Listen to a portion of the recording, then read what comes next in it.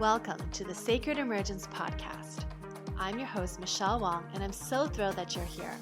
This is a place where you'll be guided to living your most aligned life so that your truest, most radiant self can emerge. We'll be jamming on topics ranging from spirituality, entrepreneurship, to wellness and lifestyle design, and everything in between that can support you to grow, evolve, and shine, all the while not taking ourselves too seriously.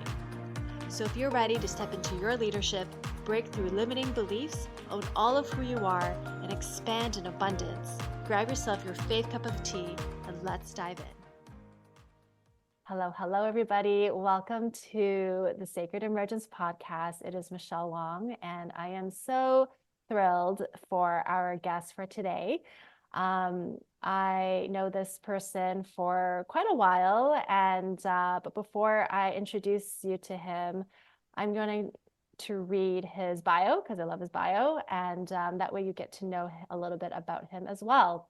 So Jonathan Edwards is an acupuncturist, herbalist, and perpetual student of wisdom traditions.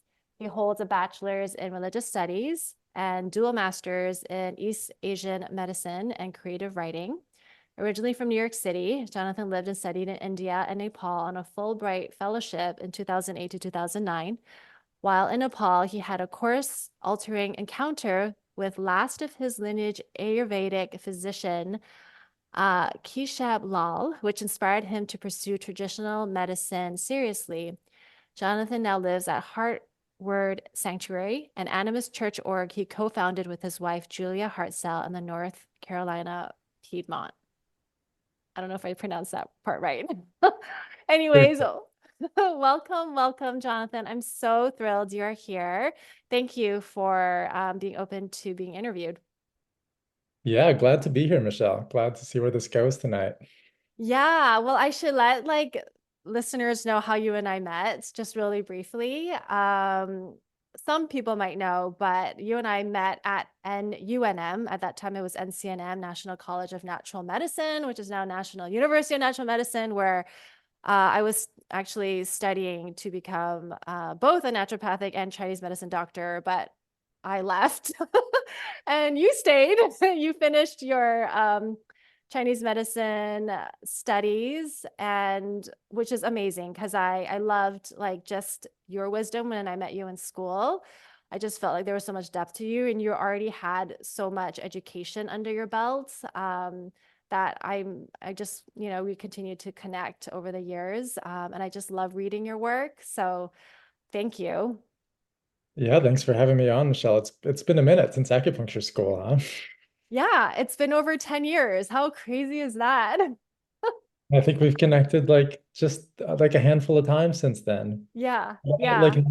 nicely spaced intervals and in kind of meaningful dropped in ways. Yeah. Yeah, and I read your thesis. I loved your thesis. It You was actually like, read my I thesis? did. I don't even know how we ended up connecting around like your thesis, but I was like, I want to read it.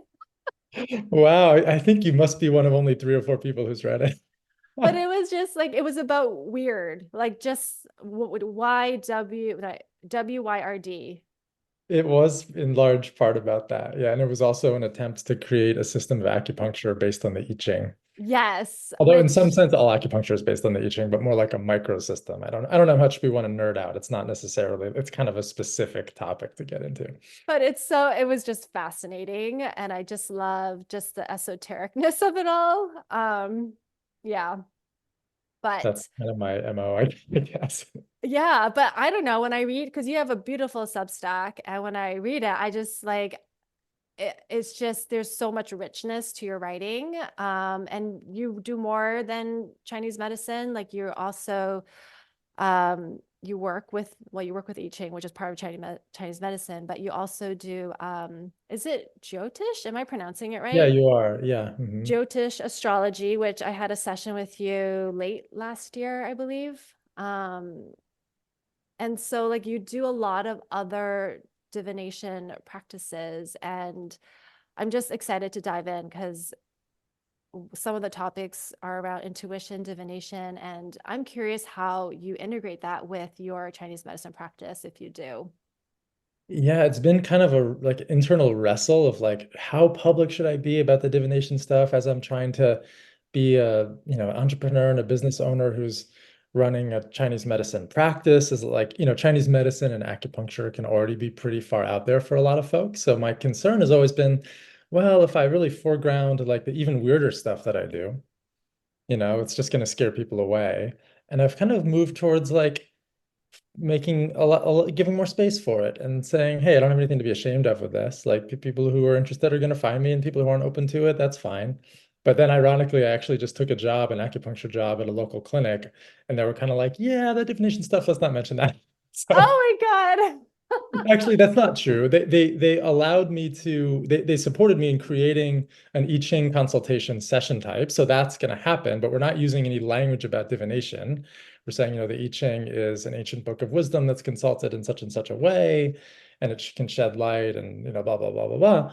But we're not using words like divination, and we're not mentioning that astrology and some of these other, because I do, I'm a nerd for this stuff, and I've got like 101 different divination methods that I could use, but we're not going, we're just, the I Ching is the one that fits in that context. Fine. That's totally fine. But God. it has been kind of a question for me of like, how do these things integrate? Like if you go to my website, like it's literally got two doors. One is like divination and mantic arts. Mantic arts is like a fancy term for divination, which is a fancy term for methods of accessing intuition through so-called random processes, which turn out to maybe not be so random after all, which is a whole topic we could get into. But anyway, my website is half that, and then it's half East Asian medicine. But it's two doors, but it's like one house. You know what I mean? Like some people come in through Mhm. one door, some people come in through the other door, but it's all connected inside. So that's kind of how I see it. Yeah. Well, as someone who like is into all of it, I love that you have I guess the spectrum of all the offerings because it's very holistic and it doesn't just look at one thing. You're taking like a really big step back to look at a bigger picture of a person that can be very like it can be narrowing just to look at, okay, like here's the lens of like Chinese medicine versus like, oh, there's other possibilities that might be contributing to what's happening. Right. And I think people can think, oh, that sounds new agey or something like that, but like really it's the most old school way. Like in China, in traditional, communities, or at least until very recently in China, and Taiwan and other East Asian, cultures, the I Ching is so much part and parcel of the worldview. Like it's not separate. It's not separate from Chinese medicine, and there have been doctors throughout Chinese medicine history who've used it as an adjunct tool. It's not like don't need to learn how to take the pulse and look at the tongue and learn all the theory. You do. That's part of it too. But like there's a way of which being open to the messages that can come through these symbolic languages is also, I mean, in a sense, all of Chinese medicine is working with symbolic language, but the particular stream that can come through casting the coins, casting the yarrow stalks, and getting this hexagram, this symbol. And I don't know how much we should say about the I Ching or about the process of divination in general for people who are like, what are you talking about? What coins, what yarrow stalks, what symbols, what random processes? So maybe we should start with like, because I didn't know what the heck any of this stuff was either. So maybe we should start with like how I got into it Yeah, and I my love own that. journey. And it's a story I like to tell because it's just, I don't know, it's just funny to me, I guess. Like my best friend growing up, grew up in New York City, and like starting around age 13, 14, going into high school, we'd hang out on the weekends, and we had whatever, we had our pocket money, and we had our like whatever our curfews or lack thereof up to a certain point, and like the city was kind of our oyster. It was kind of great, it was fun, it was a little bit edgy, and it was kind of like, well, what are we gonna do, like where are we gonna go tonight? And we just kind of got into this habit of flipping coins, just as kind of like a way to flip the bird at the universe, or just be like, how are we supposed to know what the best thing to do is in this shifting labyrinth of infinite possibilities? There's literally 100 different bands you could go see on any given night, or so many different neighborhoods you could go into and have these, who knows who you'll meet and where that will lead. And, flipping a coin was just kind of a way of saying like, fuck it. We don't know where this is gonna go. Let's like give a nod to the random or to the weird, although I wasn't using that term. at the time. So we would flip coins just like, okay, should we go uptown or downtown? Let's flip a coin. And we're just kind of like playing a little bit of chicken with it too. Like, okay, well, how far are we gonna take this, you know? Sometimes like one of us would have a crazy idea, like, oh, let's go night fishing on a party boat off Sheepshead Bay tonight. It's just like a 8 p.m. to 8 a.m. commitment or something like that. And the other one's like, okay, if we get 3 heads in a row, we'll go fishing. Something like that.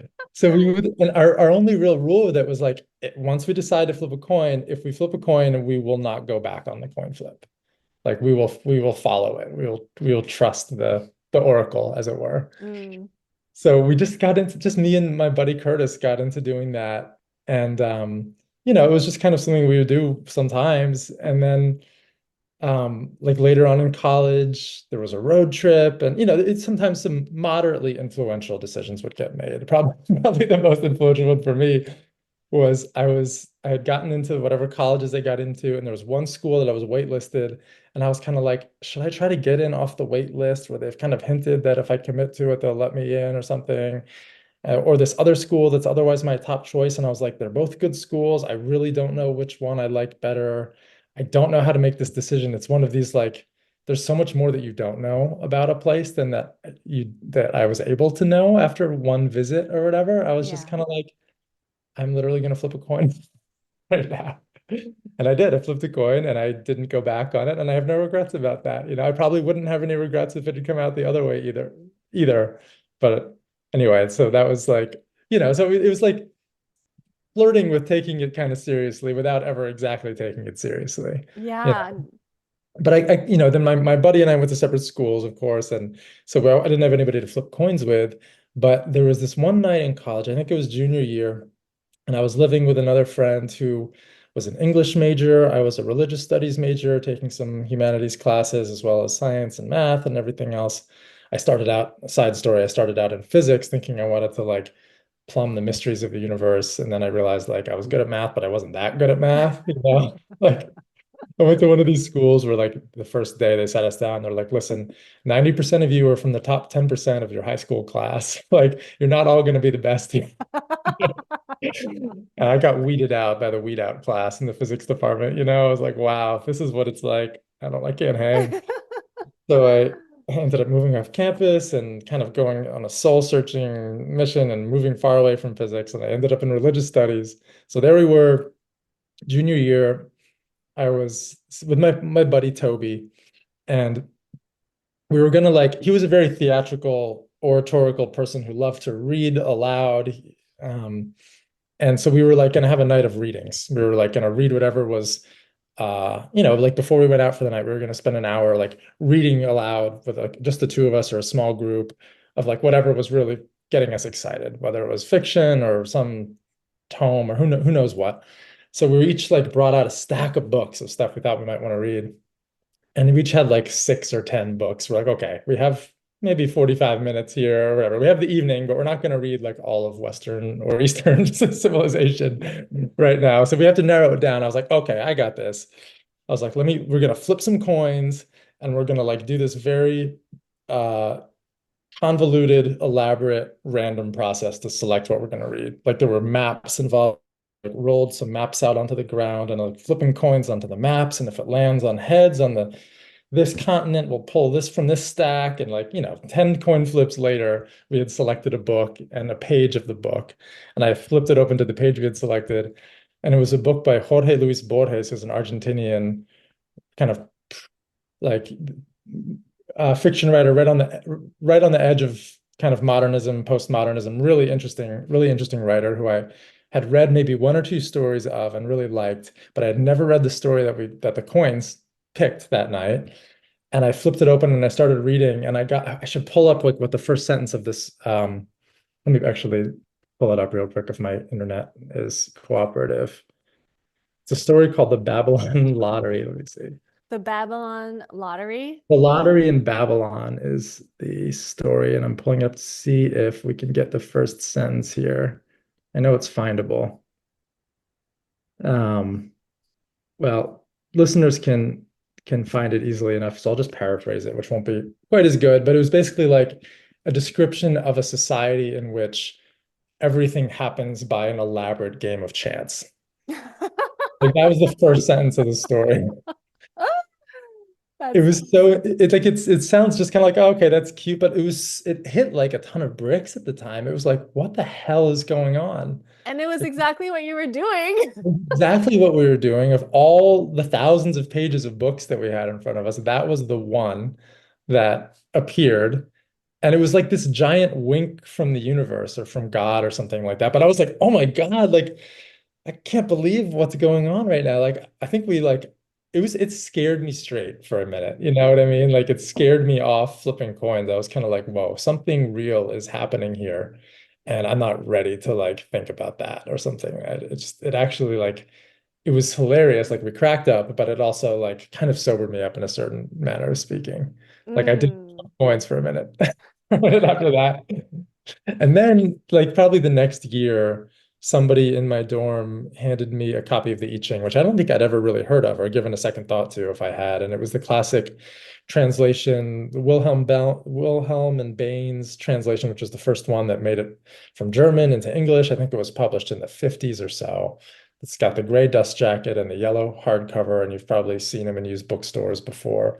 And it had a foreword by Carl Jung, who talks about his own experience with this book, which is an interesting tangent we could get into or not. But yeah, it basically, for those who are not familiar with the I Ching, sometimes spelled Iching or in pinyin Yijing. It means Jing is the word for a classic, like a classical text, one of the really ancient kind of fundamental books of Chinese culture. And I is means a lot of things, but it means change or changes. So it's the book of change. Um, and it's not a conventional book that has chapters that you read. It doesn't have a plot. It's neither fiction nor nonfiction. It's a book of 64 symbols. They're called hexagrams, and each one consists of 6 lines stacked on top of each other. And each line is either whole or broken, yin or yang or yin. And so they look like little barcodes, right? And there's 64 different combinations of yin and yang, 2 to the 6th power. It's basically the world's oldest version of a binary code, Mm. right? It's bits, ones and zeros, yin and yang lines, same. And there's 64 possible combinations from all yang to all yin to alternating to yang yang, yin yin, yang yang. You can list them all out, and there's 64.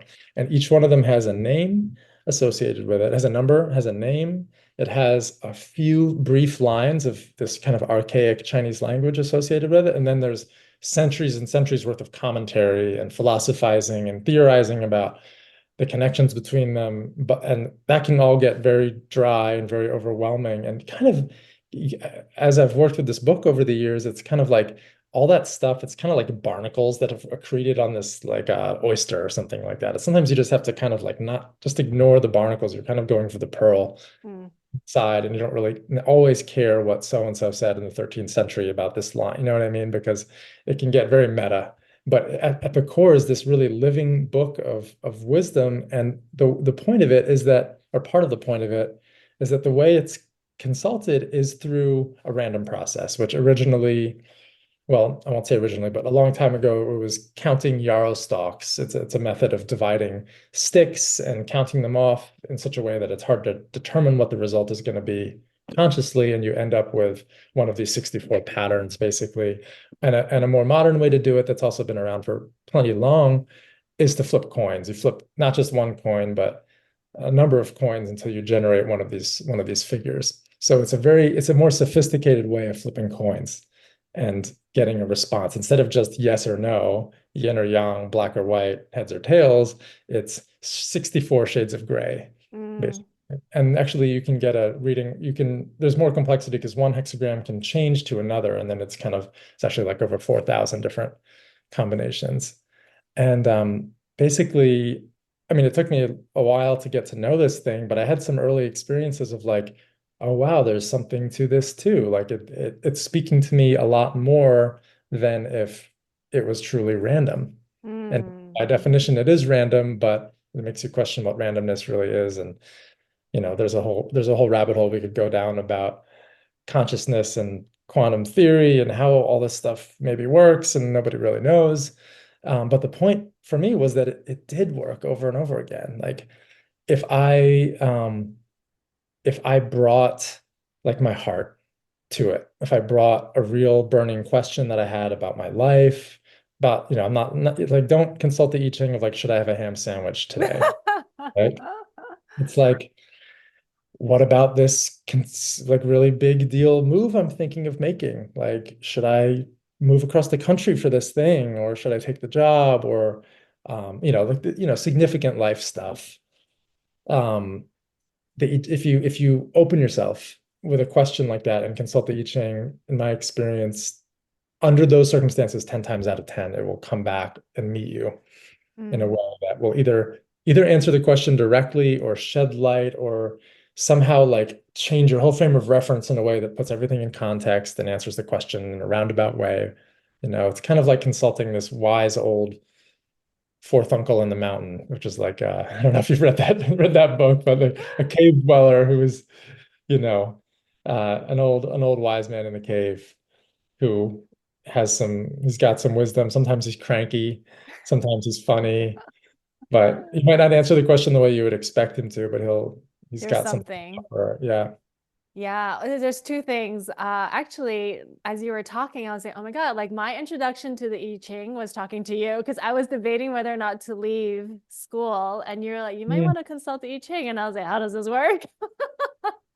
What So did it I say? just, it wasn't a yes or no. There was just something. It was like, I just remember because you were like, you cannot ask it a yes or no. It has to be like a heartfelt, like kind of like a contemplative question. Like that was how you encouraged me to look at it, like not like should I leave school or not. It was like more like the question had to be a little bit deeper than a yes no, or maybe, but the answer, yeah, but the answer it wasn't clear, but it was something like it required me to like ponder, and like there were just a lot of nuances to the answer and I don't remember it, but it was comforting in a way, just the wisdom that it had. um Sounds like it so didn't give you a very clear. it did not give me a clear answer, but I did leave. I have a feeling that was me not knowing how to interpret as opposed to the I Ching. Because in my experience these days, like if you bring it like a yes or no question, it actually will answer. Okay. I probably didn't have the confidence or the experience to tease it out at the time. Yeah. Well, I wasn't consulting it through you. I think I went online and was just like, Oh, okay, that's where give, that's where people get super lost. You start to read you get in touch with all the barnacles. yeah, it was probably the barnacles that Yeah, confused me. yeah. But yeah, I'm curious because just with what you said and with the randomness, like how do you use it in a clinic setting if you do? Yeah, well, a couple of things. I mean, if I have a tough case and I need to shed some light on it and I feel stuck, I might, just as part of my own personal process before a session or after a session, I might consult the I Ching to try to shed light on what's going on with the patient. But just as often, I will consult the I Ching with a patient if they're Mm, open to it. Say, hey, yeah. you open to something a little unconventional. This is a traditional Chinese, you know, way of shedding light or gaining a perspective on a situation. There are people who specialize, not very many these days, but there's a tradition of medical I Ching practice, how to interpret all the same symbols of the I Ching, all the same hexagrams through a medical lens. And circling back to my thesis, that's what I was doing, was kind of integrating Chinese medicine with the I Ching, or attempting to, by creating a system of acupuncture where there's one point for each hexagram mapped Mm, out on the body. And there's a lot of systems of acupuncture that are influenced by the I Ching, arguably all of them, some more directly than others, but this one is the only one that I'm aware of that there's literally a point for hexagram 1, there's a point for hexagram 2, there's a point for hexagram 3. It's kind of like a keyboard. It's like the I mm. Ching, when you consult it with the coins or the yarrow stalks, it spits out a symbol. It's like an output, but this is a way to give the body an input with that same language. Have you used like how has that worked out for your patients It's or in your given, it's certainly given me some glimmers of promise, and I also feel like it's a piece of technology that I'm still learning how to use. And learning a system of acupuncture that I've been studying the last 4 years or so, called Sam acupuncture, a Korean system, has really taught me a lot as an acupuncturist, all sorts of good lessons in there. And I feel like I'm starting to get to the point where I'm revisiting this, because I'll revisit the I Ching system over the years, and then I'll put it away for years at a time, and then I'll come back and I've learned a little bit more. from practicing other styles, and they'll be able to somehow integrate or apply that. And I feel like it's still developing. Mm. But one thing that the SOM system taught me is what a good treatment looks like and feels like. It's like when you give somebody a good treatment in this style, but also in any style, it's like, but it was the teacher of this style who really brought this home to me of how to look for it and how to notice that. It's like you should really tangibly see the person relax on the table and settle and sink in deeply. It doesn't matter how good you thought the treatment was going to be and how brilliantly chosen your points were. If they're fidgeting and talking to you and their eyes are open and they're looking all around, like the chi is not right. Mm. So just that one lesson of like, what does a good treatment look like? Like now, if I can needle a hexagram in this own system I'm developing, and if I'm doing it on myself, I feel myself sink into that state. I'm like, okay, that's the body saying, yes, I'm on the right track. You know. Mm. So that's just an example of something I'm integrating into my way of learning about this. Yeah. It may well be a lifetime of fiddling with this thing, and hopefully I'll get some other people involved who are interested in playing with it as well, some colleagues, because I don't think it's a one person deal. It's a Yeah. hopefully put out in the world with enough legs that it can walk, and then other people will raise it and I don't know, send it to school. I don't know. I love that. Yeah. Oh, that's so good. Yeah, there's so much we can go into. Like I'm also there's like I mean it wasn't it wasn't necessarily a topic, but like you're also incredibly like you make your own incense, your own like perfumes. Like how like do you feel like because it sounds like just based on what you share, it is an intuitive process, like how Yeah, you I make mean, it. it's just something that I do for fun in a way. Like during the pandemic, I don't know, I was fiddling around on some herbal website or stumbled onto some online shop, and they had all these beautiful sounding resins for sale. And, I'm an herbalist first and foremost. We could tell that story or not of how I got into that. Acupuncture kind of came along for the ride, but I've always been an herbalist at heart. So I have all these plants, and I had a lot of these things at home already, but like, I stumbling on this website and seeing the descriptions of these different resins, I was like, oh, like, first of all, I want to try some of these resins that I've never tried before. It was like the pandemic, it was the first winter. It just sounded like a nice escape in a way. Mm-hmm. So I bought like $100 worth of myrrh and frankincense and copal and all these different resins and charcoals and just put the resin on the coals and breathe in these incredible scents. Like if you've never breathed in pure frankincense resin, like I think a lot of people don't even know what it smells like. They think they do, but then they actually smell it and they're like, wow, that's incredible. And it's state altering too. A couple of things. I mean, for one, it was just really fun to play with and to blend and to ask myself, okay, so how would you make incense out of this? How do people make incense? How would I make incense? Let me grind up some stuff. Let me play with mixes. Let me see how it smells. And I found some combinations I liked and I posted about it. And there was so much interest in the first post that I was like, oh, wow, there's something here. Like I was all of a sudden shipping it around the country and I started an Etsy shop and just rode that for a while. But another piece of it was like, there's actually something to resins on coal and the vapors and breathing it in. It's like that's always been part of spiritual and religious practice. Every tradition I can think of makes use of these aromatics as a way to kind of clear our minds and open our minds. And they can be subtly, they're not full on psychedelic, but they're definitely subtly state altering. They make us more attuned. They can be very relaxing, uplifting. They do interact with our neurochemistry. Some of the stuff can cross the blood-brain barrier if you want to, talk about it that way.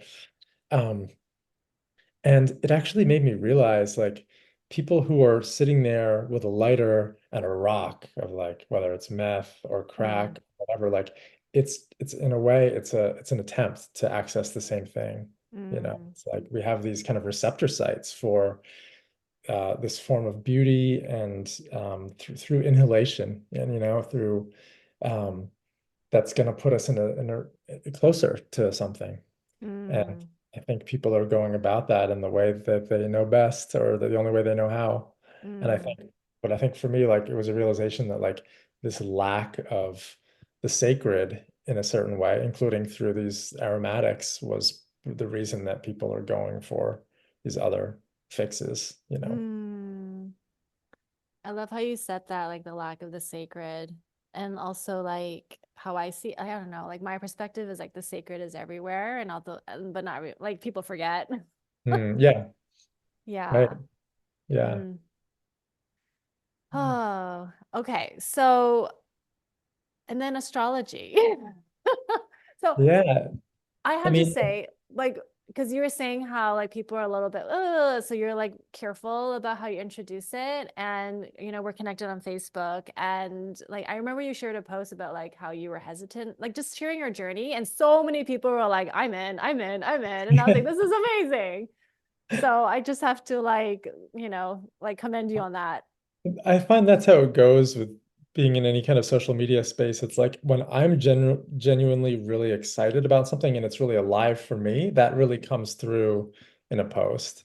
Whereas if I'm just sitting there like trying to think of, okay, how could I sell more incense or how could I drum up more business? It just doesn't have the same energy, you know. But Yeah. especially when something was so new and I was just like drinking it up, it's like it wanted to move through me and it did, you know, and it has and it is, though not at the same pace that it was at the time.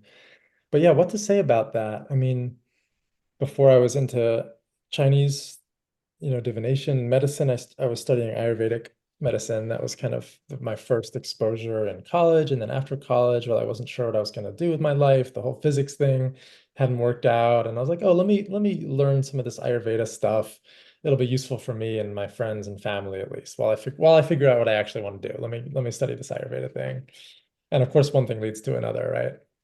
But I was at the Ayurvedic Institute in Albuquerque, New Mexico, Dr. Vasant Lad's school. I did like their 9-month, 8-month study program, and I got exposed. Even though I had been to India, I actually had a deeper immersion with kind of Hindu worldview stuff in there than I did when I was in India. And yeah, I got exposed a lot. Ayurveda and Jyotish, Vedic astrology, are sister sciences, just like I Ching and Chinese medicine are kind of Mm. sister sciences. They're all part of the same worldview, same cosmology. So there were people there who were into it. Dr. Lad would look at people's charts. I picked up a book. Um, I'm a book person. There's a really excellent book on Vedic astrology called Light on Life by Robert Svoboda, who I'd also read on Ayurvedic topics, and Hart Defoe is the co-author. And it's just such a brilliant, it's to this day, it's one of my favorite books. It's such a brilliant book. I mean, it gets quite technical. It's certainly not a light read, but it doesn't assume you know anything. It takes you from first principles, deep, deep, deep, you know.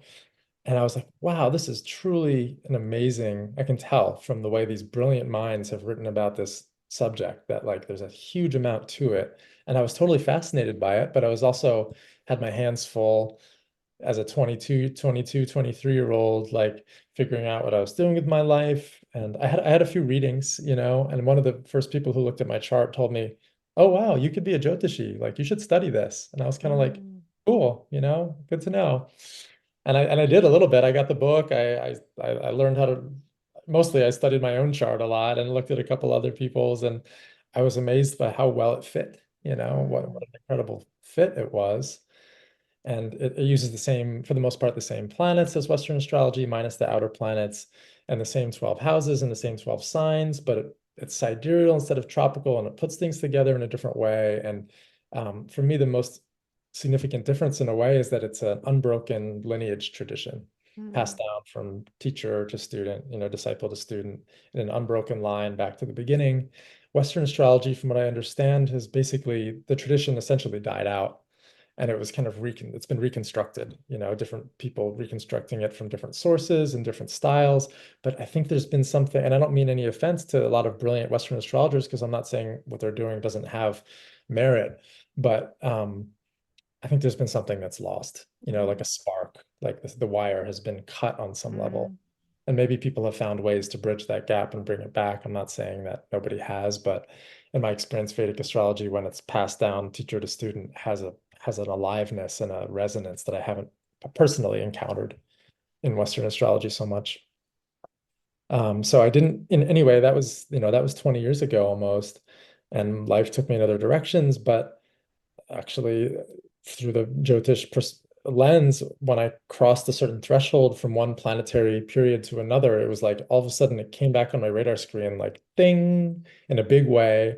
Like, when something's kind of fated or divinely like scheduled to happen, it will find a way to happen. It popped into my head one day, And I searched on a podcast player for Jyotish, and there was a Jyotish there's exactly one Jyotish podcast out there, and it's called Jyotish Conversations. I recommend it. It's got 22 or so, like 20, 30-minute episodes, and most of them were with the woman who became my teacher, Penny Farrow. Mm.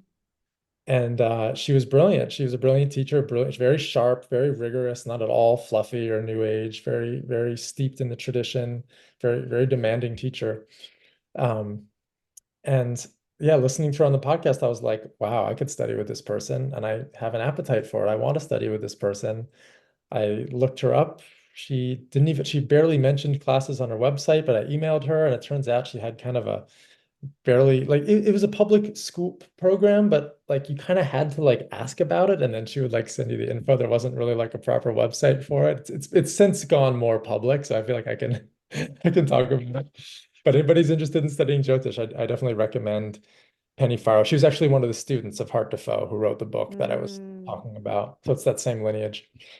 And yeah, I just took a deep dive starting like 2.5 years ago, maybe 3 or 4 classes a week most weeks for a lot of that time. Now I'm more like at a one class a week, continuing to learn, but not quite drinking out of the fire hose thing. But it's all online classes, and it's been really rich, really, really fascinating. It's an incredible window into somebody's life. But it's also intense, like you have to be willing to take a good deep look in the mirror. Not everybody is. You mean like what you see, like the clients that you read for, like they have to be able to look at the mirror, or for you Yeah, well, I as mean, a reader? I have to look in the mirror and they have to be willing to be shown the mirror too.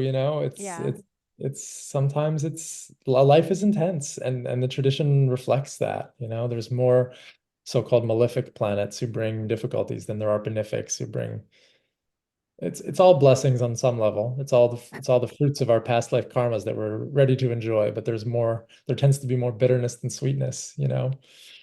Yeah, I remember the reading you gave me. I had snakes in my chart, and I was like, a part of it, it's like, oh yeah, that tracks, right? Because it was raw. I think it was like raw and the moon and the sun and the conflicts, and you're recommending that I work more with snakes, which I love. Oh, I I actually love remember I told you to be snakes.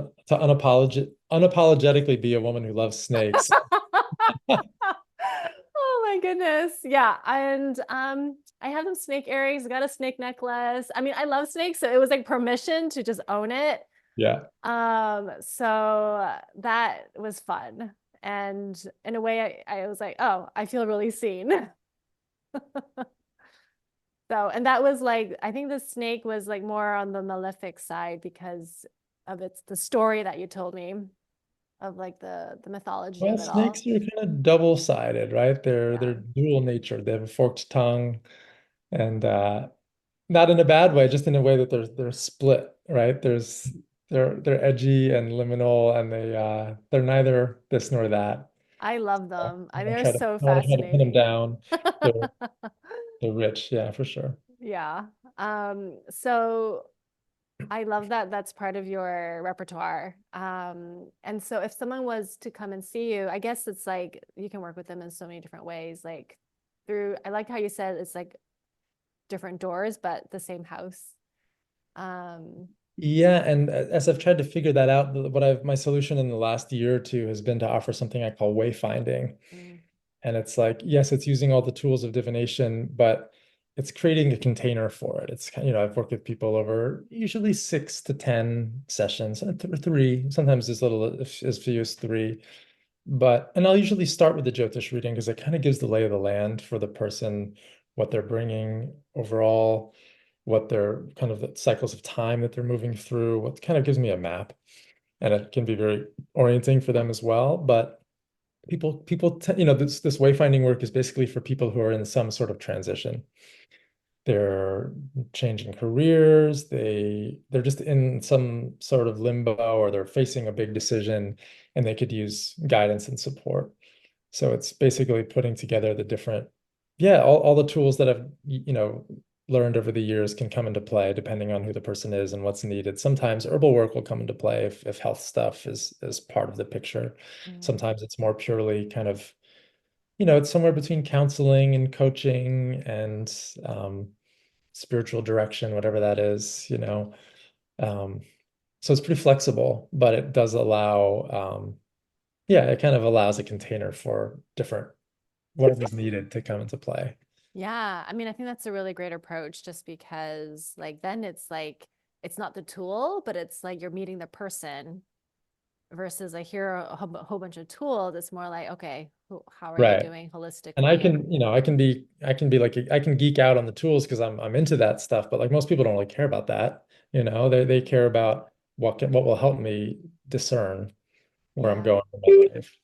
Right. So yeah, amazing. And then you do see people virtually and who are local to you, yeah? I do. I was practicing in Carborough, which is adjacent to Chapel Hill, North Carolina, until just a couple weeks ago. And now I'm starting at this other clinic in Durham, which I'm excited about because there's some really badass senior practitioners there for one thing. So I'll get a lot of mentorship. I've kind of been a lone gun for a Mm, while, which has had its ups and downs, but yeah, I'm ready to I'll be an employee and I won't have to drum up the business for acupuncture stuff. I'll just show up and do my work, and there will be some built-in kind of collegiality to it that has yeah. been a bit lacking for me. So that's where my acupuncture practice is going to be.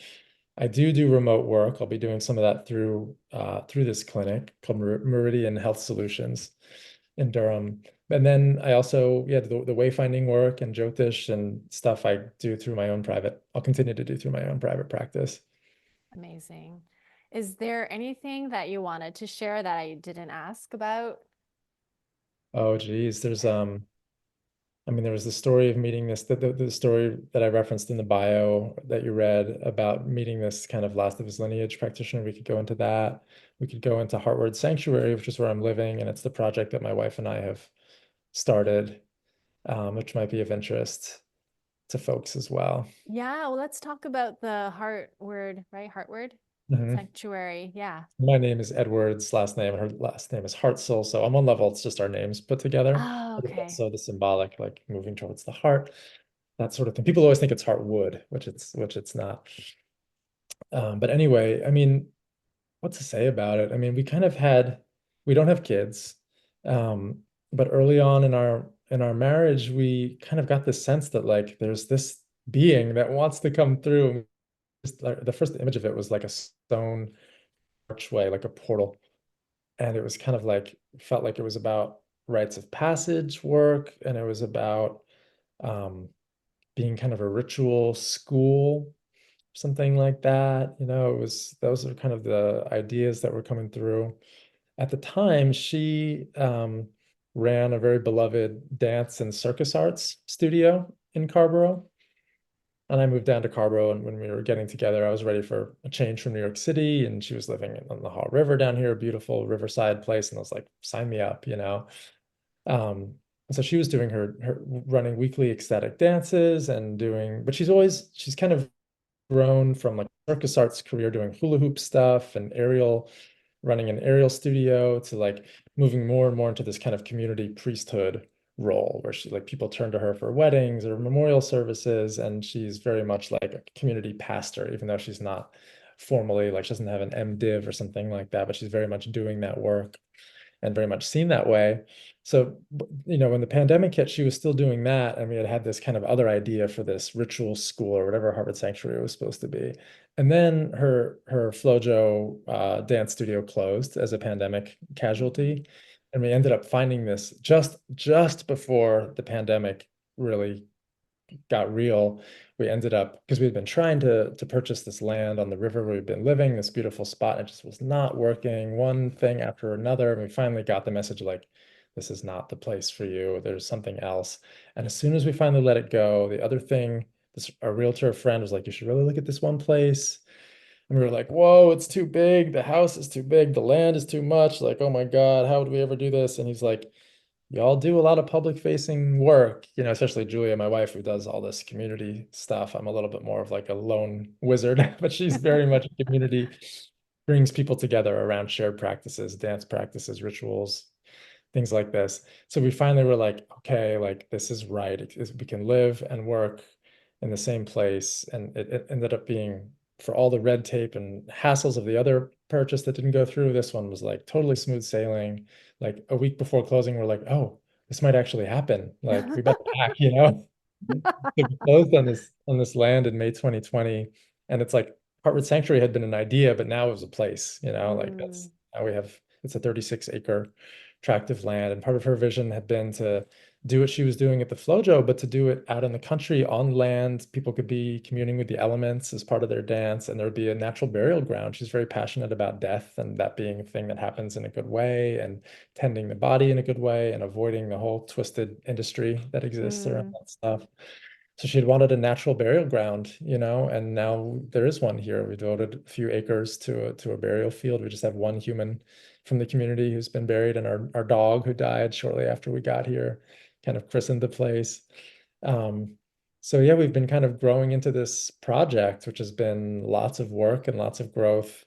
She's kind of, because her studio ended up closing during the pandemic, the practice has moved here. We renovated a beautiful old 100-year-old barn into a dance space. So there's, even though we're way out in the country, people have been driving out from 10 minutes, 30 minutes, an hour away to come to the Sunday dance that she's still holding mm, now here. But then twice a year, we have these bigger ritual events. Samhain, which is the kind of the Celtic Halloween, like around All Souls Day, we'll do like a big like festival. It's been growing each year. There'll be a big effigy burn. There's a big ancestral altar set up, and there's a dance set, sometimes with live music, and there's these different workshops and things throughout the day. It's like a little mini festival with kind of an ancestral healing focus.